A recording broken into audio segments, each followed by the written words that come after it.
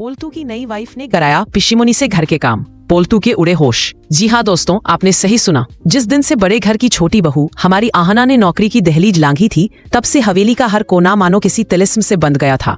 पिशीमुनी, जो खुद को इस हवेली की सर्वशक्तिमान महारानी समझती थी, आज अपने ही बुने हुए जाल में फंसी दिखाई दे रही थी। पिशीमुनी का तो यही दस्तूर रहा था, घर में बहू लाओ, उसे अपना सेवक बनाओ और फिर उस पर हुक्म चलाकर अपने अहंकार को तृप्त करो। लेकिन दोस्तों, जब विधाता को कुछ और ही मंजूर हो तो बड़े बड़ों की चालें धरी की धरी रह जाती है। पिशीमुनी ने सोचा था कि आहना को सबक सिखाने और उसे वापस घर की चार दीवारी में कैद करने के लिए वह अपने इकलौते लाडले बेटे पोल्तू की दूसरी शादी करवा देंगी। किससे? अरे उसी भोली भाली सूरत वाली, सीधी सादी और हाँ थोड़ी सी दबंग पुजारी से।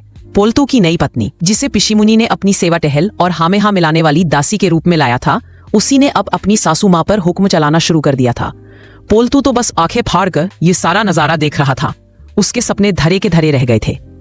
अरे सासू माँ, कोने में धूल रह गई, ऐसे काम करेगी तो क्या लोग कहेंगे? ये शब्द पिशीमुनी के कानों में किसी गर्म शीशे की तरह पिघल कर गिर रहे थे। पिशीमुनी, जो कभी हवेली में सबके ऊपर रौब जमाती थी, आज हाथ में झाड़ू पोंछा लिए खड़ी थी और सामने कमर पर हाथ रखकर एक नए तेवर के साथ खड़ी थी पोल्तू की नई पत्नी पुजारी। पिशीमुनी का चेहरा पसीने से भीगा हुआ था और उनका वो घमंड, वो अकड़ मानो हवा में घुल गई थी। पिशीमुनी बुदबुदाई, मैं इस घर की मालकिन हूँ। इस पर पुजारी ने अपनी हंसी दबाकर कहा, मालकिन तो नाम की हो सासू माँ, काम तो आजकल नौकर जैसा ही करना पड़ रहा है आपको। दोस्तों, ये वो क्षण था जब हवेली में बरसों से जमी हुई धूल साफ हो रही थी।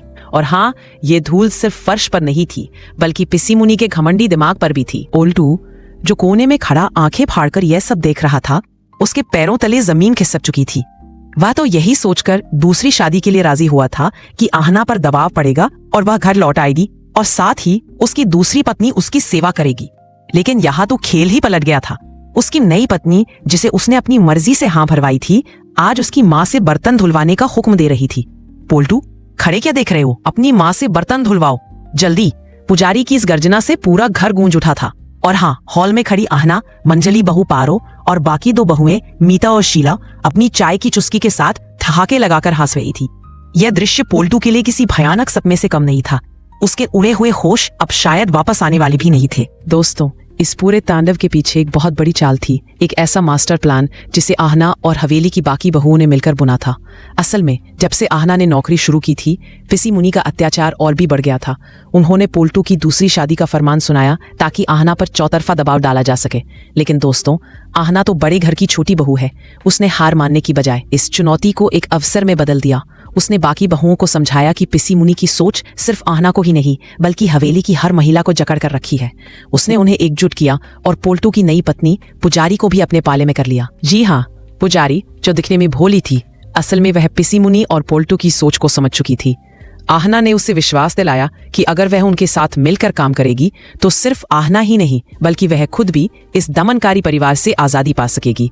यह कोई मामूली समझौता नहीं था दोस्तों, यह तो घर की महिलाओं के बीच की एक चुप्पी साधली हुई क्रांति थी। उन्होंने मिलकर पिशीमुनी को उनका ही बनाया हुआ आईना दिखाने का फैसला किया। पुजारी ने आहना के साथ मिलकर ऐसा नाटक रचा कि पिशीमुनी और पोल्तू को यही लगा कि पुजारी अब उनकी मुट्ठी में है। लेकिन असली खेल तो अब शुरू हुआ था। जब आहना सुबह ऑफिस के लिए निकल जाती थी तो हवेली में पुजारी का नया रूप देखने को मिलता था। वह पिशीमुनी को कभी नाश्ते के लिए परेशान करती तो कभी उन्हें कपड़े धोने या फिर बर्तन मांजने का आदेश देती। सासू माँ, ये शर्ट ठीक से इस्त्री नहीं हुई है, क्या आजकल आपके हाथ कांपने लगे हैं? पुजारी का यह सवाल पिशीमुनी के अहंग को और भी ज्यादा चोट पहुंचाता था। पिशीमुनी, जो कभी किसी से एक गिलास पानी तक नहीं मांगती थी, आज अपनी बहू के सामने बेबस खड़ी थी। ये सब देखकर पारो, मंजली बहू और मीता बड़ी बहू अपनी हंसी रोक नहीं पाती थी। वे जानती थी कि ये सब आहना के प्लान का हिस्सा है। वे पिशीमुनी को काम करते देखकर जानबूझकर उनके सामने आराम फरमाती और चाय की चुस्कियां लेती। एक दिन तो हद ही हो गई दोस्तों। पुजारी ने पिशीमुनी को पोल्तू के कमरे की सफाई का आदेश दिया। पिशीमुनी ने गुस्से में कहा, पोल्तू खुद क्यों नहीं करता अपना काम? पुजारी ने बेपरवाही से जवाब दिया, ओह पोल्तू जी, वहाँ तो बेचारे इतना काम करते हैं ऑफिस में, उन्हें आराम चाहिए। और हाँ सासू माँ, कोने में वह मकड़ी का जाला रह गया है, उसे साफ करना मत भूलिएगा। इस आदेश को सुनकर पोल्तू, जो अपने कमरे से निकल रहा था, वही जम गया। वह अपनी माँ को इस हाल में देखकर अंदर से दुखी तो था, लेकिन वह पुजारी को कुछ बोल भी नहीं सकता था, क्योंकि आहना और बाकी बहुओं ने उसे धमकी दी थी कि अगर उसने कोई बगावत की तो वे सारे घर के सामने उसके सारे राज खोल देंगी। पोल्टू का तो यही मानना था कि पुरुष घर का मुखिया होता है और महिलाएं सिर्फ उसकी सेवा के लिए होती हैं। लेकिन अब जब उसकी ही माँ से उसकी पत्नी जबरदस्ती काम करवा रही थी तो उसे अपनी पुरानी सोच पर बहुत गुस्सा आ रहा था। उसके सपने, जिसमें वह दो पत्नियों की सेवा का सुख भोगने वाला था, चूर चूर हो चुके थे। पोल्टू का तो हाल ऐसा हो गया था कि वह ऑफिस से घर आने से भी डरने लगा था। उसे पता था कि घर आते ही उसकी माँ और पत्नी का ड्रामा शुरू हो जाएगा और हाँ, बाकी बहुएं भी उनका मजाक उड़ाने के लिए तैयार बैठी होंगी। एक शाम जब पिस्सी मुनी थकी हारी आंगन में बैठी थी तो आहना ऑफिस से लौटी। पिस्सी मुनी ने आहना को देखा और उनकी आंखों में गुस्सा नहीं बल्कि एक अजीब सी बेबसी थी। आहना उनके पास आई और धीरे से बोली, माँ जी, कैसा लगा बहुओं के काम का फल? पिस्सी मुनी ने कोई जवाब नहीं दिया। आहना ने अपनी बात जारी रखी, ये सिर्फ एक शुरुआत है माँ जी। जब तक आप और पोल्टू जी यह नहीं समझेंगे कि हर इंसान, चाहे वो महिला हो या पुरुष, समान है और घर का काम किसी एक का नहीं बल्कि सबका होता है, तब तक ये नाटक चलता रहेगा। आहना की इन बातों में कोई धमकी नहीं थी दोस्तों, बल्कि एक सच्चाई थी जो पिस्सी मुनी के दिल को छू गई थी।